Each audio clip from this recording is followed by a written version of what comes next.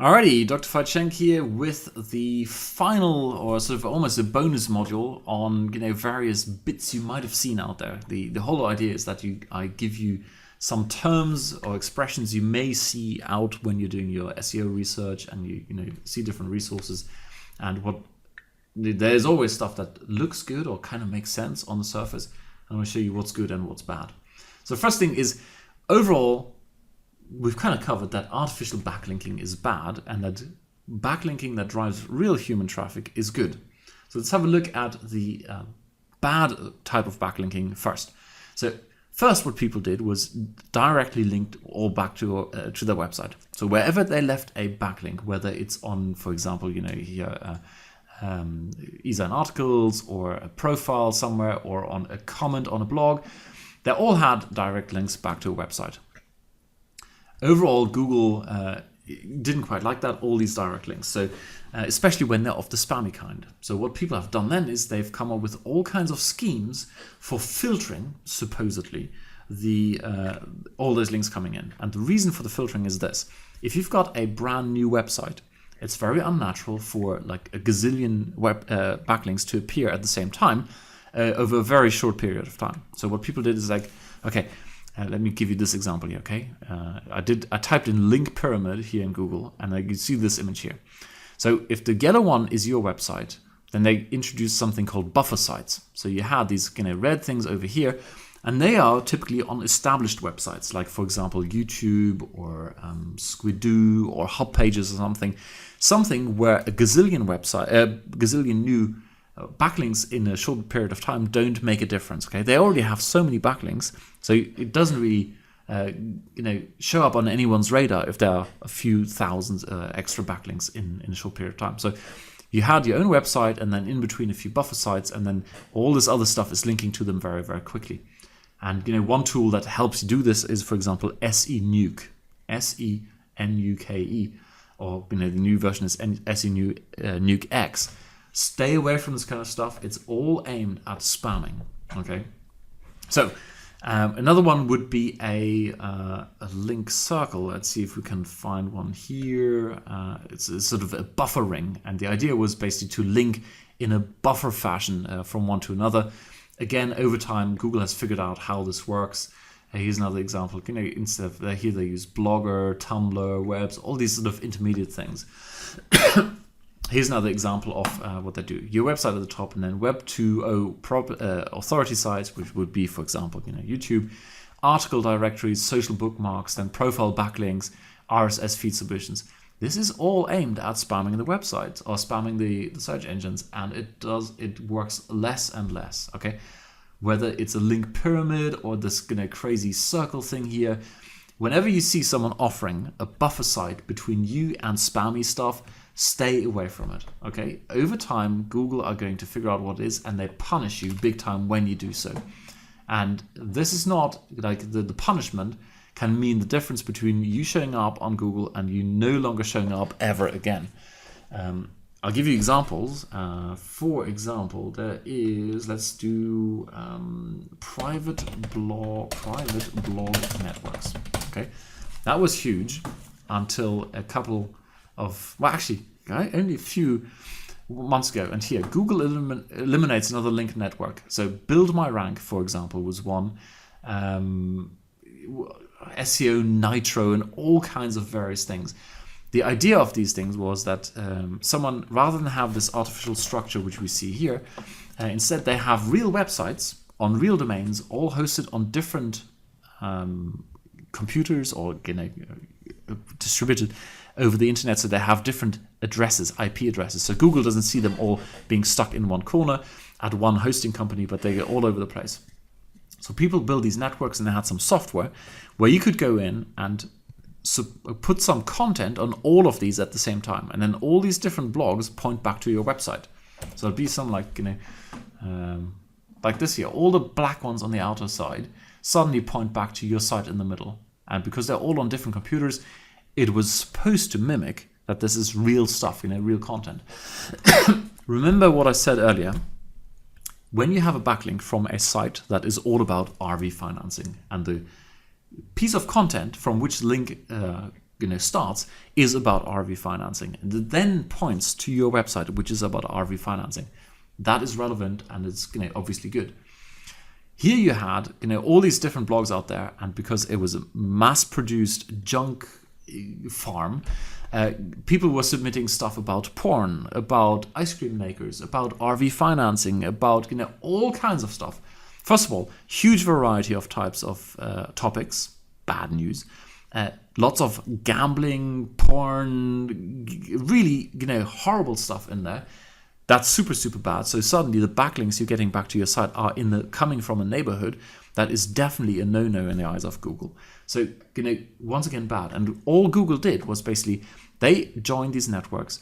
They put their own links or their own content in there which contained a particular search string. And because they are search engines, they can find this stuff. And they simply de-indexed all those blogs. They said anything that has our content in there after we submitted it is basically a spam site, and we're dropping it from the index. It's no longer there.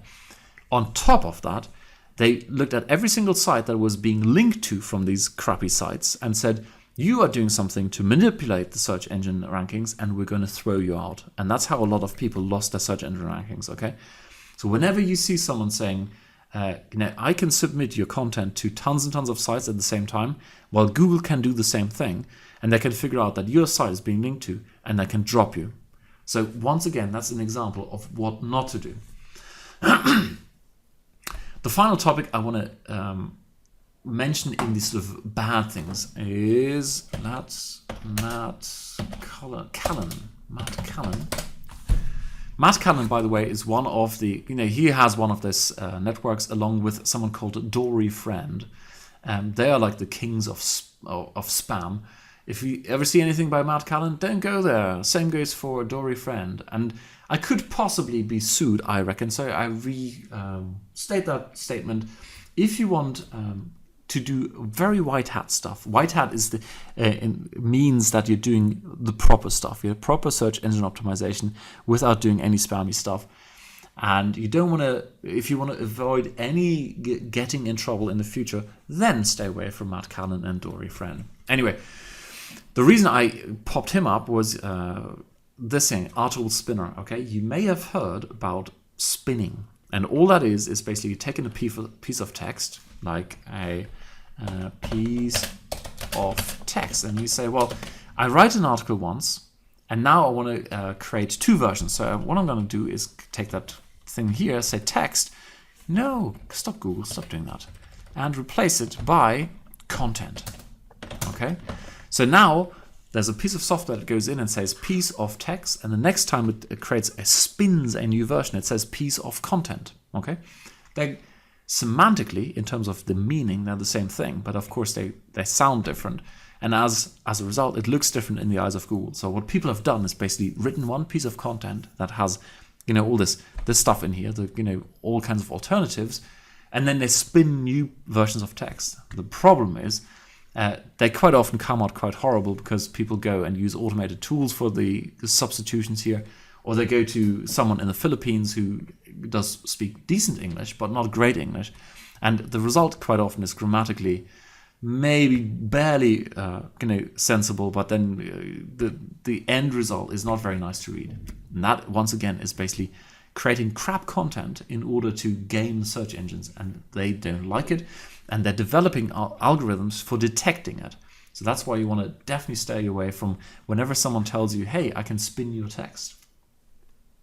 I think, to sum up, the bad stuff is basically wherever you've got artificial backlinking, which is aimed at purely getting a backlink in order to increase the number of backlinks. That's bad. And people have built all kinds of schemes like buffer sites, backlink networks, private blog networks, pyramids, all kinds of structures in order to confuse the search engine, and the search engines always will catch up. And even when you start doing spinning text, they will eventually catch up, and they're already doing this. So the last thing I want to mention here is, and this is once again a concept someone has asked me about, it's like, what are proxies? All right, proxies.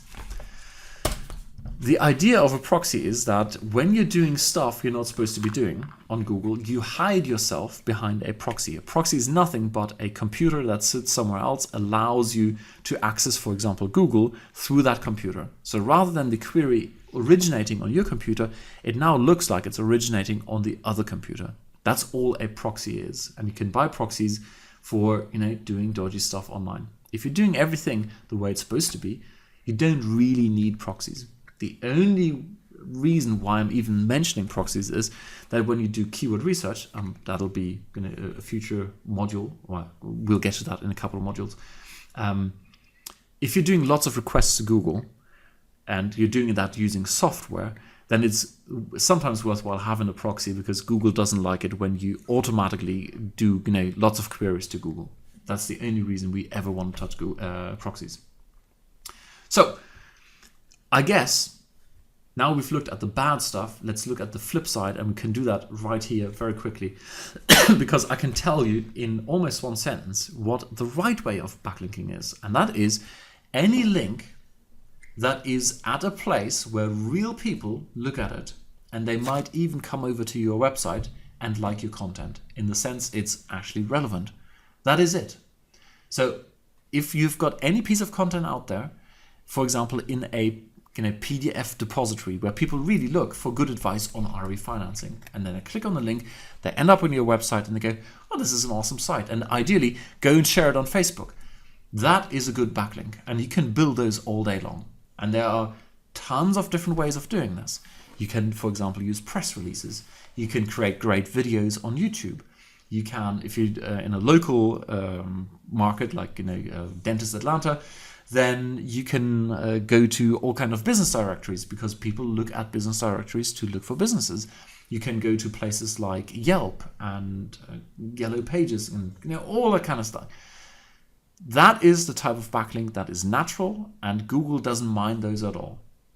What they do mind is the stuff that sits on websites where no human visitor in their right mind is browsing, because it's full of junk, full of horrible stuff, spam content, and as a result it's not providing a good user experience. That's the kind of backlink you do not want, and that includes all those dodgy spam comments on various networks.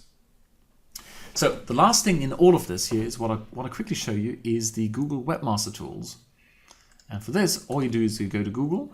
Actually, let's type it in here so you can see it, google.com, and you type in Webmaster tools.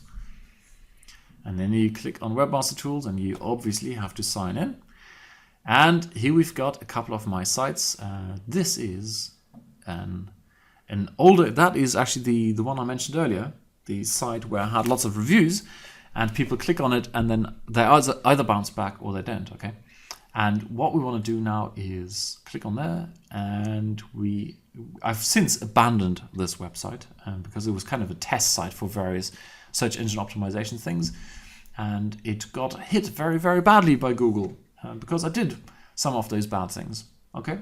Learned my lesson, and there you go. So anyway, when you set up Webmaster tools, the first thing you can do is you can go in here and you see what kind of keywords are being used to find your site. So that's useful information because it gives you an indication, direct or indirectly, what Google thinks your website is about. And if it's not what you think it is, then it's time to do something on your site. Okay.